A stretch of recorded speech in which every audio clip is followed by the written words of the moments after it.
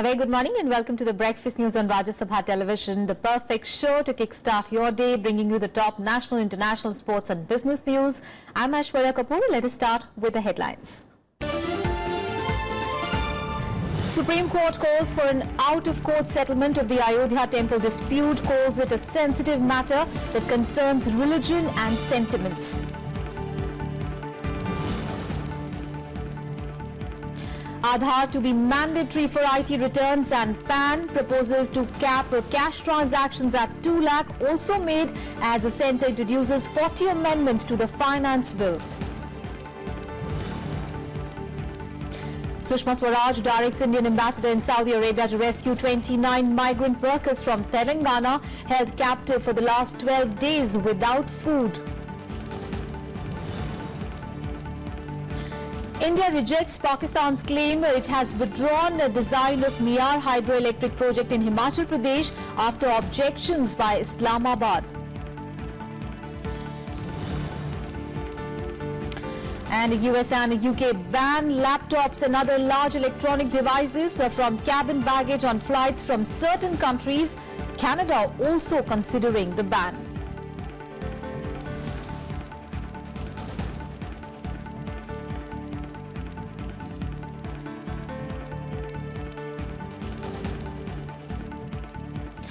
Our top focus this morning, while describing the Ram Mandir dispute as a sensitive and sentimental issue, the Supreme Court has asked the involved parties to settle the matter out of court through negotiations. Well, the apex court's suggestion comes after BJP leader and Rajya Sabha MP Subramaniam Swamy sought an urgent hearing on the Ayodhya dispute. Here is a report.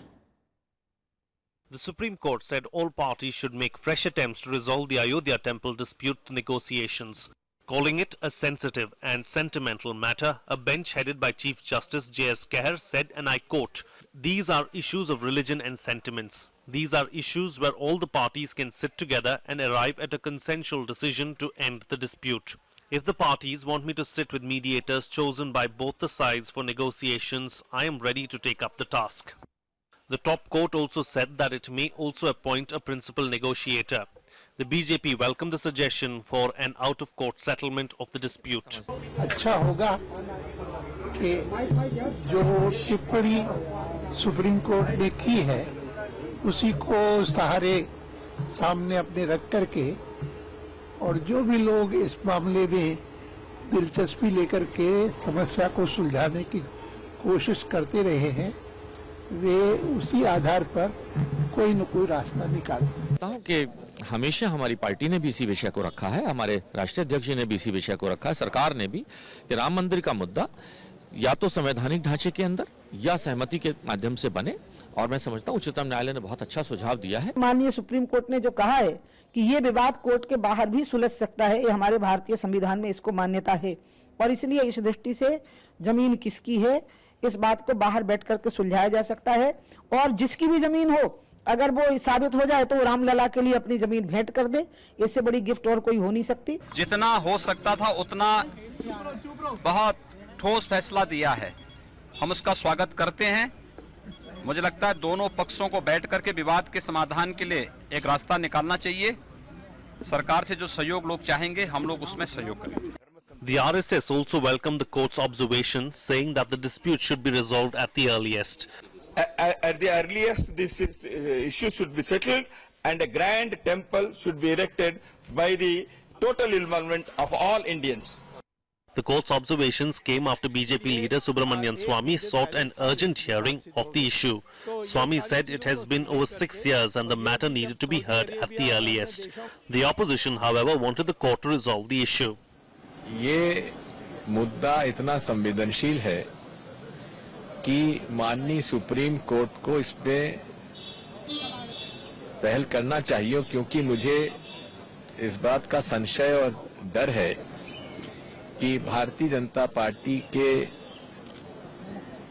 महंत आदित्यनाथ, जो कि अब मुख्यमंत्री बन चुके हैं, वे किस रास्ते पर जाते हैं ये हमारे सबके लिए चिंता का विषय है। मैंने अब सुप्रीम कोर्ट हिचकिचा रहा है तो एक बार फिर कोशिश होनी चाहिए, इसमें कुछ भी बुरा नहीं है, और कोशिश लेकिन ईमानदारी पूर्वक होनी चाहिए, और कोई ऐसा पक्ष हो, सरकार तो नहीं लगता है कि वो ईमानदारी से प्रयास कर सकती है। Muslim organizations were skeptical about the out-of-court settlement. तो अब चीफ जस्टिस ऑफ इंडिया खुद मीडिएट करें, हमें उन पर भरोसा है। वो कोई टीम नॉमिनेट करें सुप्रीम कोर्ट जजेस की, उन पर ही भरोसा है। वो हियरिंग करें, हम उसके लिए तैयार हैं। लेकिन आउट ऑफ कोर्ट सेटलमेंट के लिए वो हमसे कहेंगे तो हम नहीं जा सकते हैं, और वो इसके लिए कोई ऑर्डर पास करेंगे तो हम उस पर गौर करेंगे। The Supreme Court bench asked Swamy to consult the parties and inform it about the decision on March 31st. The Allahabad High Court in its 2010 judgment ruled for a three-way division of the disputed area: Muslims, Hindus and Nirmohi Akhada, a Hindu group. On February 26, 2016, the Supreme Court permitted BJP leader Subramanian Swamy to intervene with his plea seeking construction of Ram Temple at the site of the disputed structure. Bureau Report, Rajya Sabha Television. And our correspondent Panchanan Mishra spoke with the Minister of State for Law, P.P. Chaudhary, who said that the Supreme Court's observation is a first step in the right direction and the government will be open to negotiations. Let's take a listen. Supreme court का जो ये observation है कि out of court settlement हो जाए, क्या ये बहुत बड़ी बात है ये? अगर नेगोशिएशन से दोनों पक्ष अगर कहते हैं कोई किसी कंक्लूजन पे पहुंचते हैं तो दोनों पक्ष उसमें हैप्पी रहते हैं, और अगर कोर्ट की वर्डिक्ट होती है तो एक पक्ष खुश रहता है, एक नाराज रहता है। राम मंदिर पे बड़ी सियासत देखी है देश ने, कई दशक गुजर गए इस विवाद में, तो आपको लगता है कि अगर कोई भी एक पक्ष प्रस्ताव लेकर आता है नेगोशिएशन के लिए तो वो आगे बढ़ सकता है? बिल्कुल बढ़ सकता है।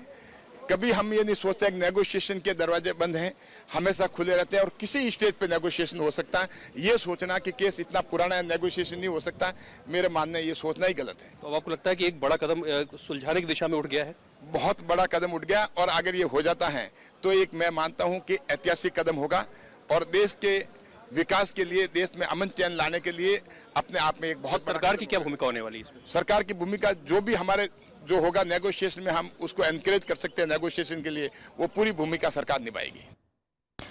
On to the other top story now. Well, cash transactions above 2 lakh rupees will be illegal once the finance bill gets the president's assent. Well, the government on Tuesday moved a fresh proposal to cap the cash transactions at 2 lakh rupees instead of 3 lakh rupees as provided in the budget. Well, the proposal comes as the government introduced 40 amendments to the finance bill in an unprecedented move. Finance Minister Arun Jaitley made this proposal keeping in line with the recommendations of the Supreme Court constituted special investigation team on black money. Well, the penalty for a violation will be fine equivalent to the value of the transaction. The opposition parties, however, protested against the introducer for these many amendments, saying it was being done as a backdoor entry. Now, the finance bill is expected to receive a Lok Sabha's nod today.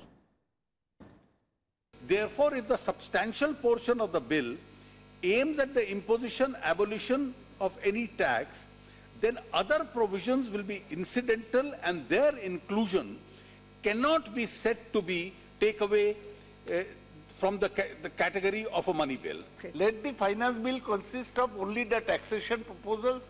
Let us pass it without much ado, and let us keep the other bills in suspension. बहुत important acts के अंदर बदलाव हो रहे, खास तौर पे transparency in electoral funding की जहां तक बात है, हमारा सुझाव है कि सरकार को एक अलग बिल लाना चाहिए था ट्रांसपेरेंसी इलेक्टोरल फंडिंग एक्ट के नाम से। And the government on Tuesday proposed to make Aadhaar card mandatory for filing income tax returns and also applying for a PAN or a permanent account number. Well, the proposal was made through an amendment to the Finance Bill 2017 moved by Finance Minister Arun Jaitley in the Lok Sabha yesterday.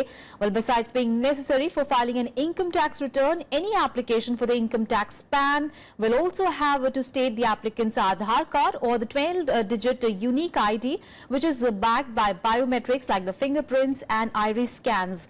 Well, moving the bill, Jaitley spoke in defense of the amendments made to 40 acts, which had been criticized by the opposition members of the House on a point of order. He said that if a substantial portion of a bill deals with imposition or abolition of tax, then even if it has other incidental provisions, it can still be introduced as a money bill. Well, a finance bill is ordinarily introduced to give effect to the financial proposals of the government for the next financial year. Well, staying with Parliament, in a crucial bill to ensure equal rights to people affected by the HIV and AIDS in getting treatment, admission in educational institutions as well as jobs was passed in Rajya Sabha on Tuesday. While replying to the debate, Health Minister JP Nadda called it a historic day as the government can now ensure better quality of life to the people living with these diseases. The HIV and AIDS Prevention and Control Bill 2014, moved by Health Minister JP Nadda, was passed in the upper house by a voice vote. Replying to the debate, Nadda said that HIV cases in the country have declined by 67% and the number of deaths have also reduced by 54%. Stressing the government's commitment to the issue, the minister said India will treat anyone with HIV and AIDS. He also informed that there will be a provision in the rules to provide justification for denying treatment to patients. 11 suggestions have been recommended by the Standing Committee, 10 suggestions have been accepted. One suggestion was about that the Ombudsman should give the relief within 15 days, that we have kept for 30 days, which we said 30 days in case he is not able to give because of the pressure or other things, we have given it 30 days. So during the debate, many members suggested amending Section 14(1) of the bill to remove the phrase "as far as possible" and replace it with "at affordable cost" for providing medical treatment by the centre and the states to those infected with HIV/AIDS.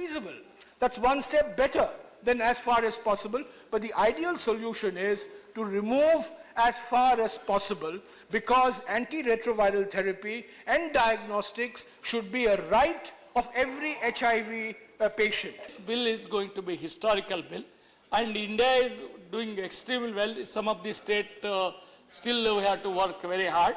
I welcome this bill. As I told you, it is not merely the fulfillment of an international commitment, but is urgently required to deal with the problems of 2.3 million Indians suffering from this dangerous disease. Cancer के लिए special hospitals हैं, आप यही देख लीजिए, पूरे राज्य में कोई स्पेशल दवाई का व्यवस्था नहीं, पूरे स्पेशलिटी नहीं, कहीं हॉस्पिटल नहीं, डॉक्टर्स उसके नहीं है।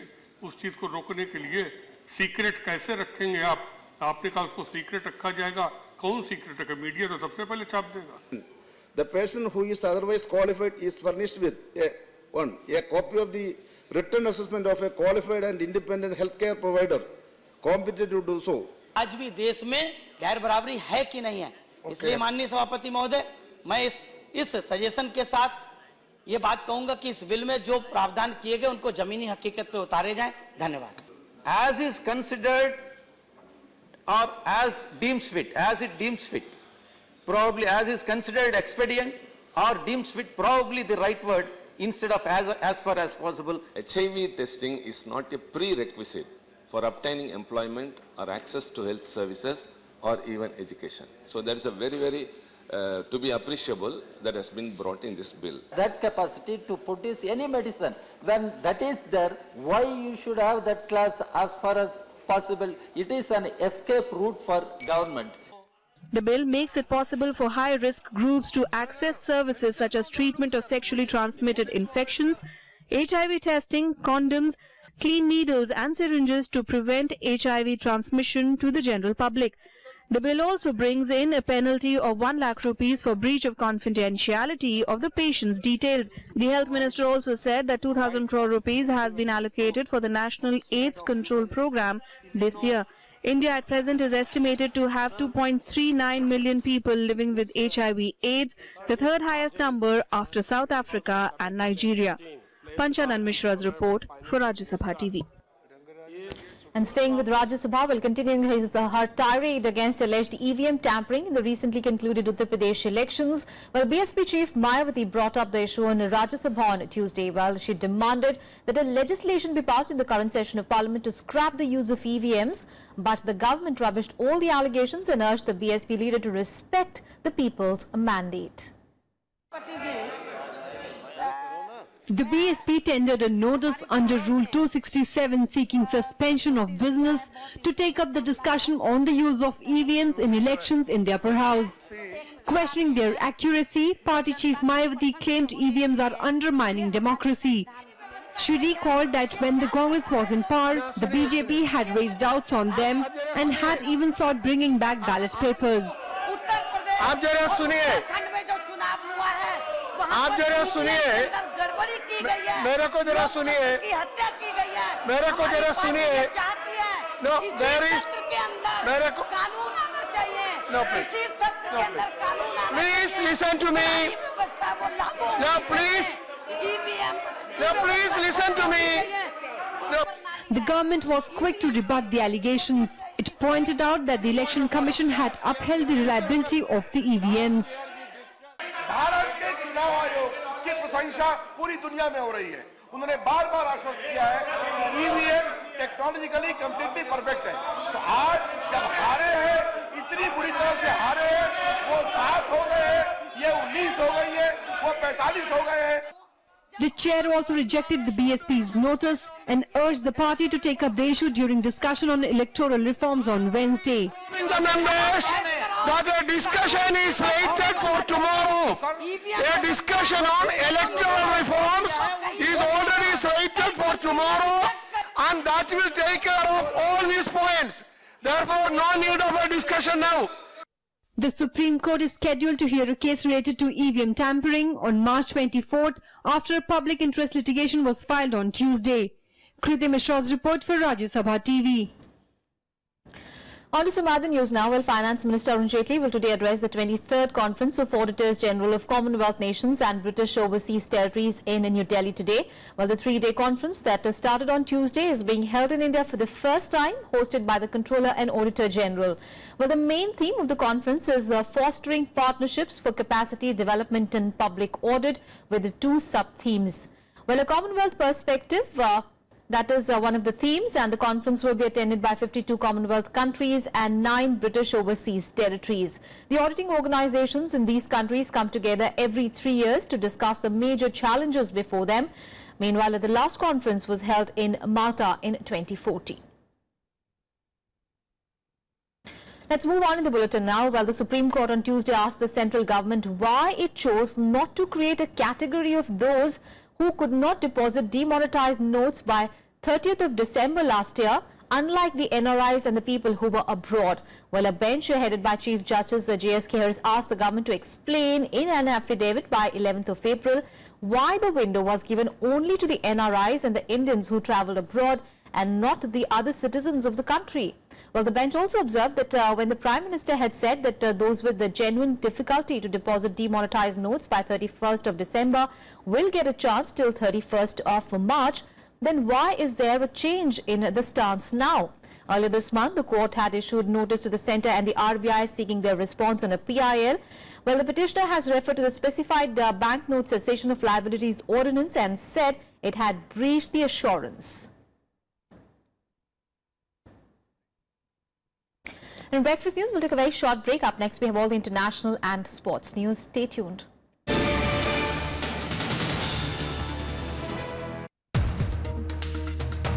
Rahul Gandhi is heading the party at the moment. Will people not hold him accountable for the decline of the party? When we fail, they criticize. When we succeed, everybody takes credit. The high command culture which exists within the Congress, that is inhibiting the growth of Congress. In BJP, whatever Modi tells, it will be okay. When you look at the brand Rahul as compared to brand Modi, do you really see it as battle amongst the unequals? Don't compare Rahul ji, Modi. Watch to the point with senior Congress leader Mallikarjun Kharge only on Rajya Sabha television.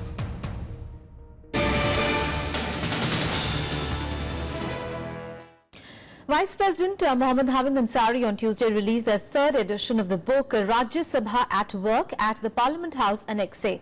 While emphasizing the importance of getting crucial legislations through in the upper house, the Rajya Sabha chairman said the purpose of the house is not to delay or obstruct bills, but to give a second view on important legislations. He said that the decision to have a bicameral legislature was taken purposefully and consciously by the makers of the constitution of the country, and it was meant to give a space for reconsideration. Well, his comments came in the backdrop of NDA government blaming the Rajya Sabha for delaying the passage of several important bills. Now, this book is a compilation of procedures, practices, conventions, precedents, as well as past rulings.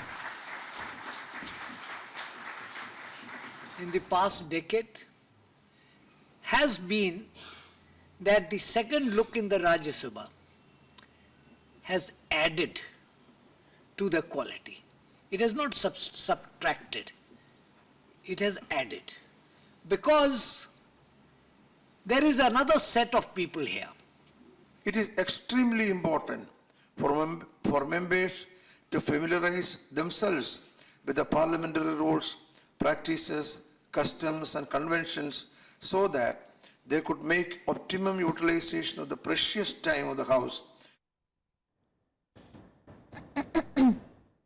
And the External Affairs Minister Sushma Swaraj has asked the Indian ambassador to Saudi Arabia to initiate action for the release of 29 migrant workers from Telangana. Well, they are allegedly held in captivity in Saudi Arabia for the last 12 days, reportedly without food or basic amenities.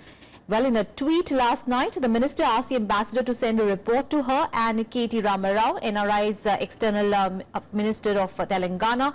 The intervention from the External Affairs Minister came in response to a letter written to her by Rao in which he asked her to address the issue with the host country. And Pakistan on Tuesday claimed that India has withdrawn the design of the Miyar hydroelectric project in Himachal Pradesh following objections by Pakistan at the two-day Permanent Indus Commission meeting that concluded in Islamabad yesterday.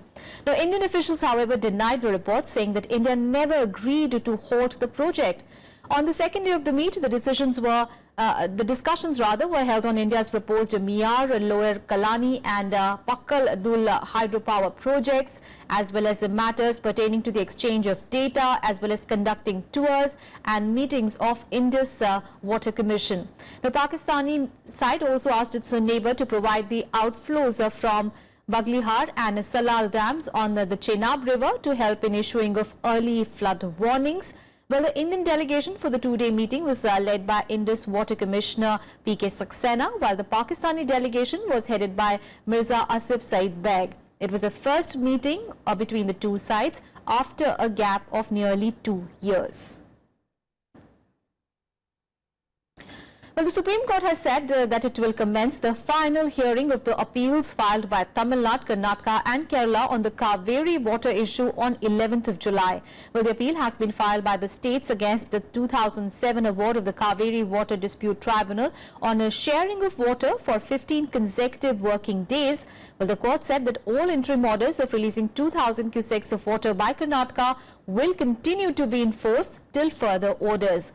On 18th of October last year, the Apex Court had directed Karnataka to keep releasing 2,000 cusecs of Kaveri river water to the Tamil Nadu till further orders. The court had earlier said it would first go into the issue of maintainability of the appeals filed by the states against the award of the tribunal and then hear arguments on the report filed by the supervisory committee formed to assess the ground realities in the Kaveri Basin region about the presence of water. Well, today is World Water Day. According to a new global report released to mark the occasion, there are 63 million people in India without access to clean water. Well, this population lives in rural areas. Well, the study makes India top the chart with the lack of access to clean drinking water. Well, the Water Aids report says that lack of government planning, competing demands, rising population as well as water draining agricultural practices, all of these factors are placing increasing strain on water. Well, the report also says that diseases such as cholera, blinding trachoma, malaria and dengue are expected to become more common and malnutrition are more prevalent. Now, describing India as one of the fastest growing economies, it said that ensuring water security for the growing population is one of the main challenges facing the country. Well, according to India's official groundwater resources assessment, more than 1/6 of the country's groundwater supply is currently overused. The report also says that 663 million people globally are without clean water and the vast majority of them live in rural areas. Our top international focus now, and the United States and the UK have banned laptops and other large electronic devices from cabin baggage on flights from certain countries. Well, the flights include those from nations in the Middle East and North Africa as well as Turkey. Well, the US ban applies to 10 airports in 8 Muslim majority countries, while UK ban applies to 6 countries. Now, this ban means that travelers in affected airlines cannot bring any large electronic device on board their aircraft. Instead, those electronics need to be stored in the cargo hold. However, mobile phones are not affected. Well, the airlines included in the US decision to have been given a deadline of Saturday to impose the ban. Well, US officials say that an Al-Qaeda affiliate was perfecting techniques for hiding explosives in batteries and battery compartments of the electronic devices, and that led both the nations to impose the ban. Now, Canada is also contemplating this ban. For security for some people and other people none, it's not for everybody, right? And in the airplane, you have people from different nationalities. So the person who would do anything, he would carry his laptop and go to different airline, do it, So I don't know who smart made this decision. And the US space agency NASA has got a big budget boost, with President Donald Trump signing a bill into law that authorizes the $19.5 billion in spending for the agency for the current budget year. Well, the bill also updates NASA's mission to add human exploration of Mars. It directs NASA to manage human space flight programs to help humans explore Mars and other destinations. Well, Senator Ted Cruz, the chief sponsor of the bill, joined several astronauts and other lawmakers in the Oval Office to watch Trump sign the bill. Remember, in February, the Trump administration had also directed NASA to study whether it was feasible to fly their astronauts on a debut flight of the agency's heavy lift rocket, a mission currently planned to be unmanned and targeted to launch in late 2018. Delighted to sign this bill. It's been a long time since a bill like this has been signed, reaffirming our national commitment to the core mission of NASA: human space exploration, space science, and technology.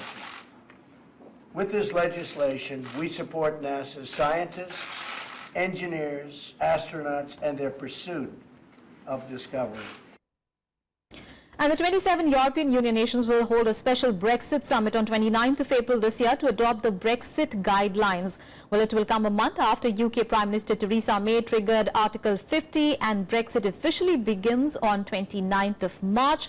Well, the meet will be decided, decide on the guidelines for the next 2 years of negotiations between the two sides. According to the EU Council President Donald Tusk, the Brexit guidelines aim to give citizens, companies and all member states certainty and clarity on how these talks will go. The two sides will have time till on 29th of March to agree on an agreement. And a deadly car bomb attack killed at least 6 people and wounded several others in Somalia's capital Mogadishu on Tuesday. The blast took place at a security checkpoint near Presidential Palace after soldiers tried to stop the car. Well, the attack came a few hours after Somalia's new Prime Minister appointed his cabinet. Now, armed group Al-Shabaab claimed responsibility for the suicide attack on its website. The terror group has carried out frequent attacks in Somalia's capital this year. Last week also, at least 5 people were killed in 2 separate car bombings in Mogadishu. Well, that's it from me and my team in this edition of Breakfast News. Thanks so much for watching. Have a great day ahead.